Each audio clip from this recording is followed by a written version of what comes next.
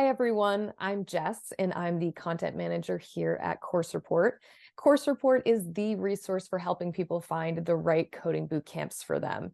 At Course Report, you can research the best coding boot camps all over the world, find out which coding languages to learn, where to apply, and how to fund your very own coding bootcamp experience. Today, I'm so happy to have Parker Hutchison joining us to talk about his coding bootcamp experience. Parker is a Codesmith graduate and now works as a software engineer at MUFG Bank. So thanks so much for taking the time to chat with me today, Parker. So Parker, could you tell us sort of your general career change timeline? Like, when did you attend Codesmith? When did you land that first job? And when did you eventually land your second or your current job? Yeah, well, I started over in 2021 getting interested in learning coding. I didn't actually start the program until about, I think, like the last day of August of that year. So it pretty much went through August or September through November when I was actually with the program. I then came out of that and had a role, I think within it was about 4 to 5 months, I got my first role. I actually only stayed at that position for about a month, a little bit more. It really wasn't a good fit. So I ended up deciding I'm going to leave that role without having anything lined up at the time. I then started like re-job searching. And then within, I think during that summer, I guess I left maybe around April, May. And then by August, I had signed another offer and started with ABFG, which is my second role. And I've been with them for, yeah, I guess about 10 months now. Wow, you've really moved through there in that career change. So when you were graduating from Codesmith in 2022, how were you feeling about the job market at that time?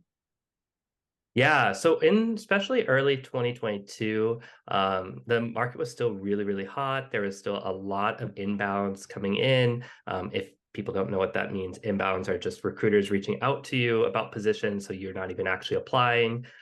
There were a lot of different opportunities for interviews, still like there are now, but it was just definitely a really, really hot market then. So there's definitely a lot of times where I had a good amount of time of practicing before I actually landed my first role, where I went through some technicals. Some of them went well, some of them didn't go so well. Studied again, went through more technicals, and you kind of just do that cycle until you land a role. But I found it was still there's lots of positions to Hmm. go through, and it was still it was very exciting. I get to think interviewing around. So on that very first job search that you had, were you applying for mostly junior roles, or were you also going for mid-level and senior roles? Yeah, I'd say the majority of the roles I applied for were either mid or senior level. Both of the roles I've signed for, they were originally I applied for like a senior position. So my first role was a senior one, and now the current one I actually have is more of, I guess, like a mid position. Bank titles are a little bit different. But in terms of the places I actually would apply for, it was pretty rare that I would apply for like a junior role. I usually try to do mid or senior positions only. Wow. So did Codesmith help you navigate that whole first job search? Yeah, so during the first job search, they offer a lot of different support. So there's different things like we'll do different group meetups for our cohort afterwards. So I think we would do like one each month for like a 2 or 3 month period where everyone in our cohort would get together. They could give job updates of where they're at. There's also a job search group or career search group that you're placed into with other cohort mates when you graduate. So each week you'll meet up, you kind of determine your own schedule. There's also some extra ones that are going on around the community. So if you want additional people to job search with, if you want to go, I know some even join up additional stand-ups that happen every day. They also will do check-ins where someone from the alumni team will reach out to you, usually once a month, I would say, or maybe even a little bit more often, especially when you're actively searching there. And they'll just check up to see if you have any questions, how things are going. Have you been sending applications? Do you have any experiences that you had questions on, that sort of thing?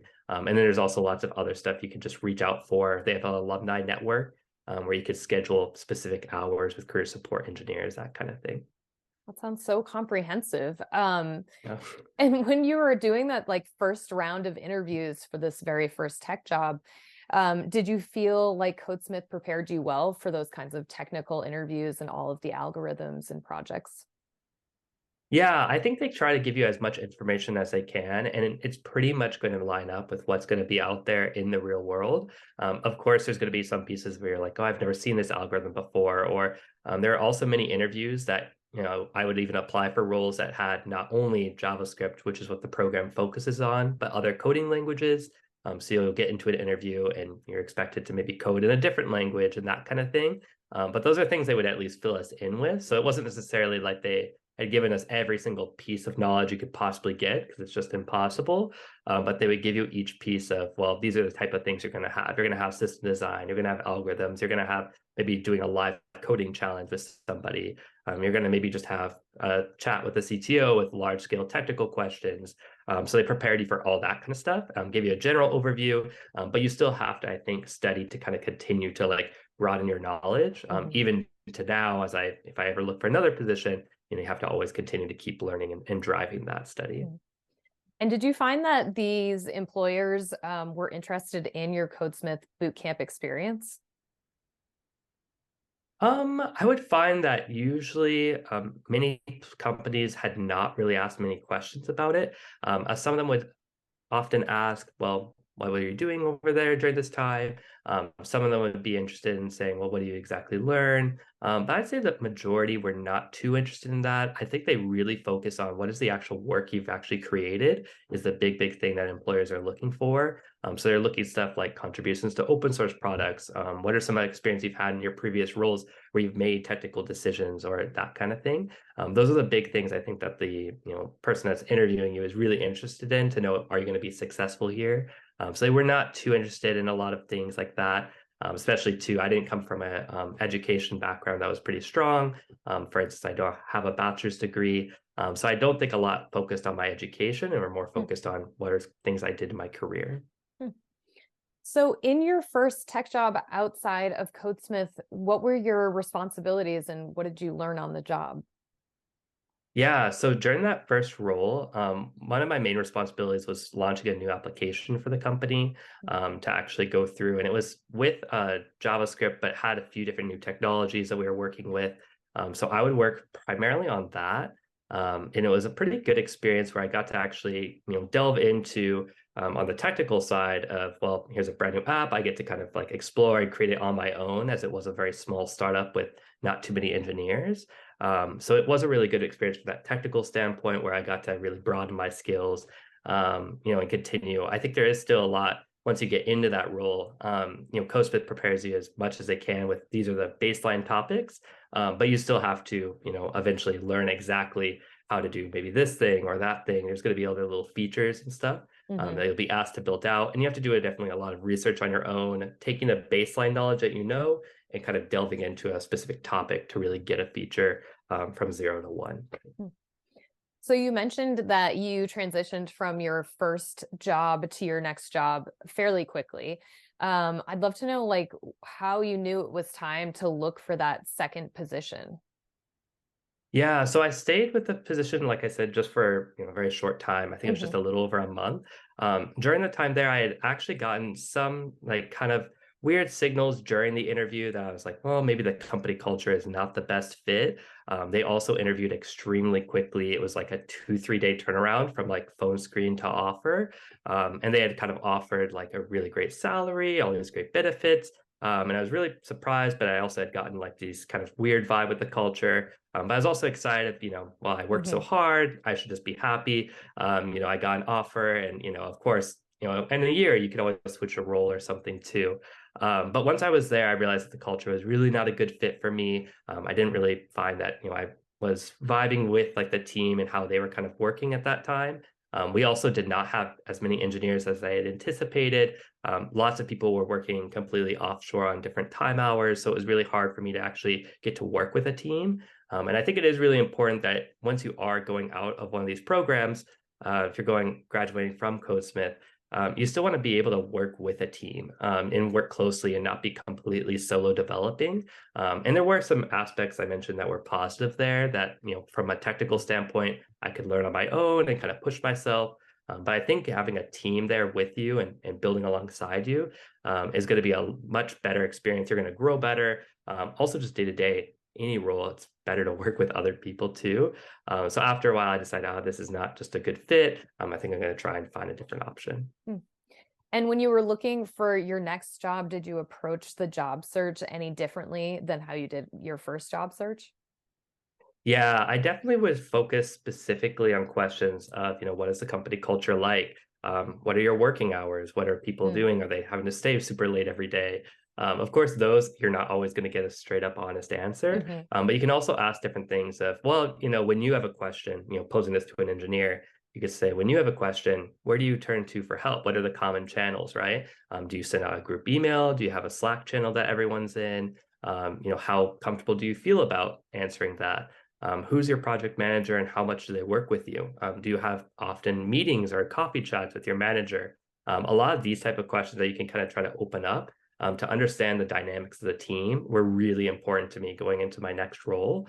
And I really suggest that to everybody to really try and ask, instead of just general questions of like define your company culture, maybe try and go ahead and really ask those nitty gritty things of how often do you get to talk with your manager? Are they always in meetings or do they get to interact with you often and that kind of stuff? Those are great tips.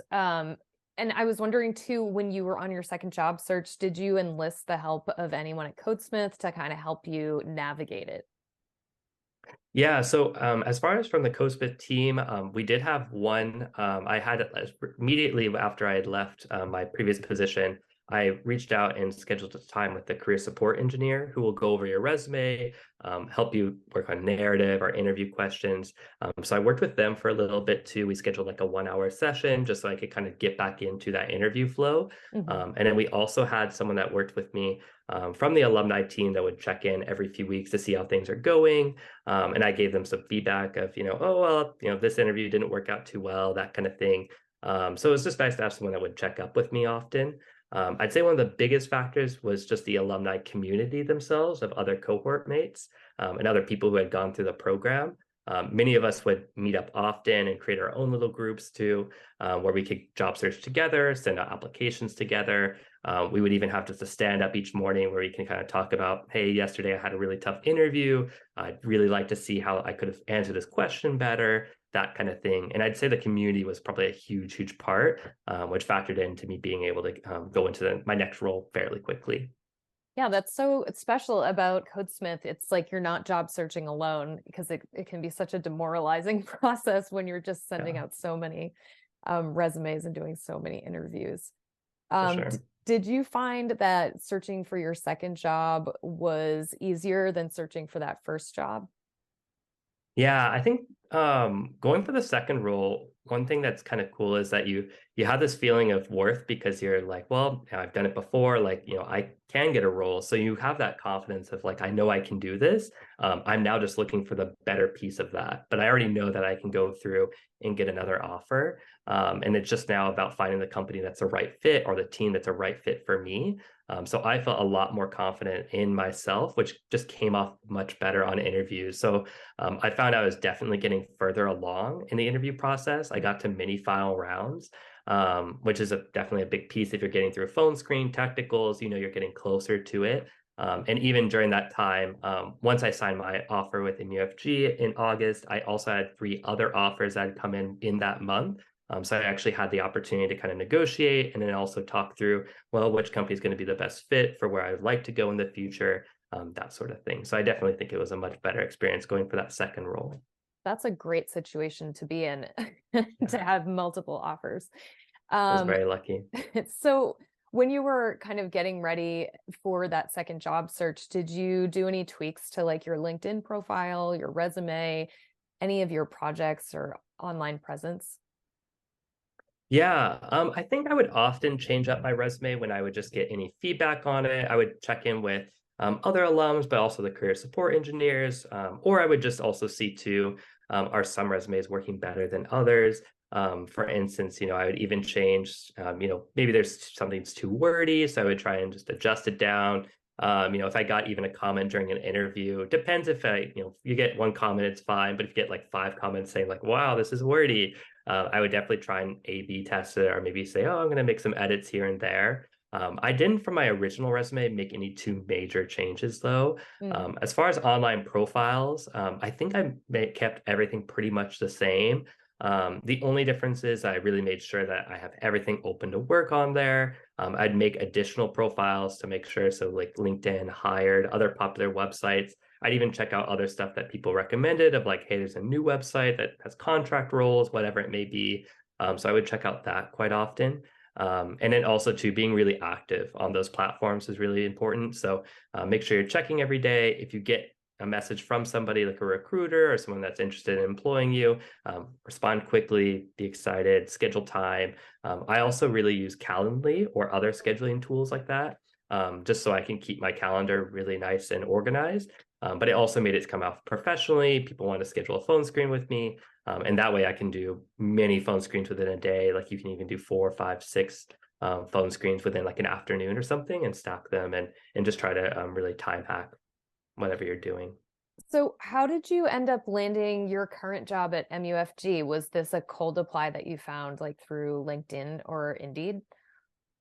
Yeah, so I had actually known about the bank due to another role. So I had already known about the company. Hmm. One thing that I had done is I had just applied directly on the company website. I have this weird strategy of, if you're ever running out of places that you think you can apply to, sit down for like half an hour and name like every company you can think of. So fast food restaurant, tech company, Kleenex, anything that you can think of, any brand. Write down like 50 of them and then go directly to their website and apply directly. I don't know about Kleenex, but maybe they need a software engineer. They probably do somewhere there. So I always would use that strategy like once a month. And this company was one of those strategies one of those places that fit into that strategy, I should say.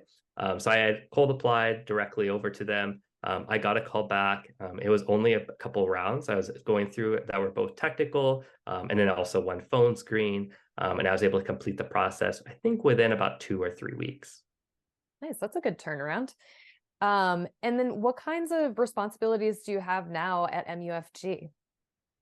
Yeah, so right now I primarily work with stuff like single sign-on, two-factor authentication, mostly a lot of security products for the bank. So those are the kind of core focus points that I have. We're currently working with a few different technology stacks. It is a full stack role, but we work with stuff like Java, TypeScript, JavaScript. It's a pretty big stack actually, with a lot of the different teams taking on different stuff. But that's my primary focus at the moment. And since you're now at MUFG, are you finding that there's better mentorship for you, as well as other people on your team? Yeah, I definitely asked a lot of better questions, I think, during that interview process, like I mentioned earlier. So I think that worked out really well, where I felt a lot more comfortable speaking with my manager and other teammates. They also, just having a large company structure was really nice because they have stuff like a mentorship program is already installed as like a company value. So once you join in the company, there's actually a process to follow in that. It's not like maybe a small company where you maybe directly ask somebody like, hey, can you mentor me? That kind of thing. So I think that helped quite a bit. So there's a lot more of those type of things that once I got in, I could instantly try and, plug in.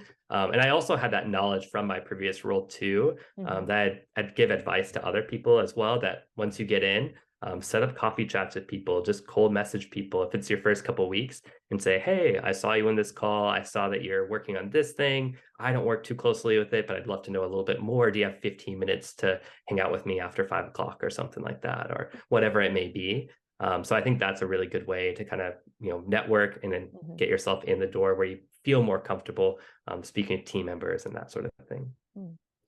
So it's 2023, and we're reading so much about layoffs, especially at the big tech companies. As a boot camp grad and a recent boot camp grad, what are you thinking of these recent tech layoffs? Yeah, it's definitely a really, really big question because there's definitely a lot of stuff happening in the market now. There's definitely tech layoffs throughout with a lot of different companies. We've seen it in some parts of the banking sector and also with like large FANG companies, small startup companies. The one big thing that's like the overarching idea that I usually think of is software engineers are usually pretty needed at any time. The internet fad is still going strong. So it's been like 30, 40 years now where I think it's still going to continue to be really, really important. There's always going to be some sort of industry or company that needs software engineers. So many people, if you are in an unfortunate situation of going through a layoff, there are still positions out there. There might be other people temporarily who are in the market as well. So you might face some more intense competition versus when 2022, like I spoke about before, where maybe it was a lot really, really hot market, but it's still going to be a needed career. So you're still going to be able to find that position. It might not be at that dream FANG company right now, but there might be another bank that's looking to take on more people to build a security suite, or it might be the Kleenex company that's looking to redo their website and make some sort of new brand or online experience. So there's always going to be companies out there. We're even looking at stuff like OpenAI and ChatGPT. There's still lots of opportunities within the software space and those companies that are getting a lot of funding. So I'm still quite optimistic. And are you doing anything to like future-proof your own software engineering career? You mentioned that you're always learning. So I was wondering if there's anything specific you're adding to your toolbox. Yeah, specifically for like if I'm looking to prepare for interviews or something, I would definitely do stuff like algorithms, stuff that you know it's going to come up often. On the other side, though, I prefer to just work on different projects in my free time just because I enjoy it. And I usually will choose different stuff that I haven't worked with before. So, for instance, if I feel rusty with TypeScript, I'll go ahead and maybe build something out with TypeScript, even if it's a little notification service for a friend or just building little things that you can spin up in a day or two. I recently am kind of interested in going with Scala or Elixir, these other languages that are really popular here in the back end. So I'd love to check those out, and I kind of will build out a little project with those. So I think that's a great way. It's a great opportunity to kind of keep your skills up and continue to forward. Especially if you're working with a company that maybe their tech stack is a little bit older, you want to make sure that you're brushing up and keeping your skills up to date. Well, that's a perfect place to wrap up this Q&A. Thank you so much for talking with me today, Parker, and thanks to all of you for watching. We will be posting a transcript of this video interview on the Course Report blog with contact information for Codesmith, just in case you're inspired to apply for any upcoming cohorts they may have. And in the meantime, follow Course Report on Facebook and Twitter. And if you're a bootcamp alumni, don't forget to post a review of your own coding bootcamp experience on Course Report. Your review is a huge help to anyone thinking of getting into tech today.